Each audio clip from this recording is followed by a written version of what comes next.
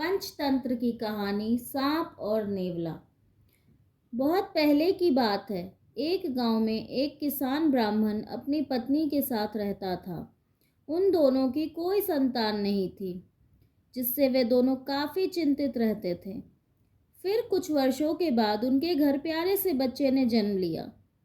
घर में ब्राह्मण की पत्नी अपने बच्चे को बहुत प्यार करती थी, कभी भी अपने बच्चे को अकेला नहीं छोड़ती थी। एक दिन की बात है, किसान ब्राह्मण की पत्नी को अपने घर के बाहर नेवले का छोटा सा बच्चा दिखाई दिया, जिसे देखकर उस ब्राह्मणी को उस नेवले के बच्चे पर दया आ गई और वो उसे घर के अंदर ले गई। उसे अपने बच्चे की तरह ही उस नेवले के बच्चे को भी पालना शुरू कर दिया। किसान की पत्नी बच्चे और नेवले दोनों को अक्सर पति के जाने के बाद घर में अकेला छोड़कर काम से चली जाती थी। नेवला इस दौरान बच्चे का पूरा ख्याल रखता था।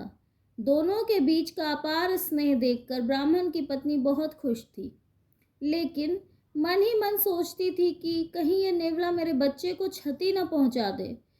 आखिर वह नेवला भी तो जानवर ही है और जानवर की बुद्धि का कोई भरोसा नहीं। समय बीतता गया और नेवला और ब्राह्मण के बच्चे के बीच का प्यार गहरा होता गया। एक दिन किसान ब्राह्मण अपने काम से बाहर गया हुआ था। पति के जाते ही किसान की पत्नी भी अपने बच्चे को घर में अकेला छोड़कर बाहर चली गई। इसी बीच उनके घर में एक सांप घुस आया।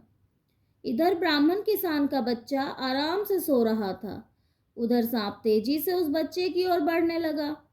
पास में ही नेवला भी बैठा हुआ था। जैसे ही नेवले ने सांप को देखा, वह सतर्क हो गया। नेवला तेजी से सांप की ओर लपका और दोनों के बीच काफी देर तक लड़ाई हुई। आखिर में नेवले ने सांप को मारकर बच्चे की जान बचा ली। सांप को मारने के बाद नेवला आराम से घर के आंगन में बैठ गया।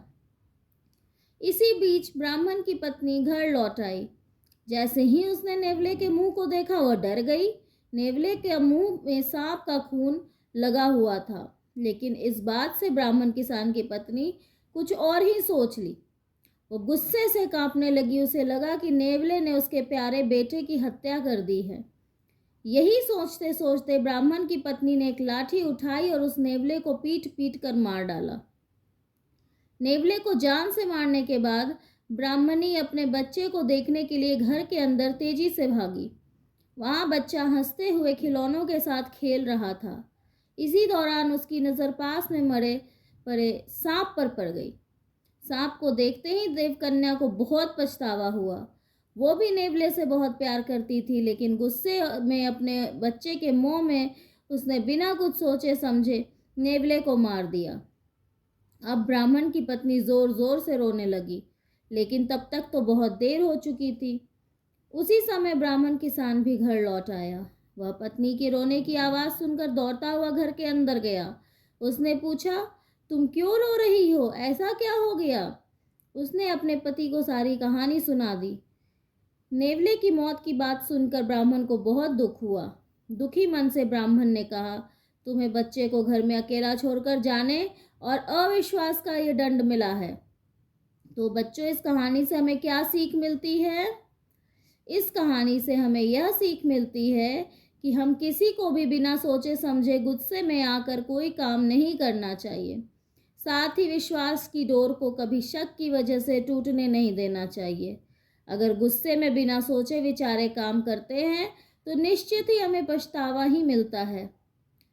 जैसा कि कहा भी गया है, गुस्सा अकल को खा जाता है। कैसी लगी ये कहानी? Bye bye.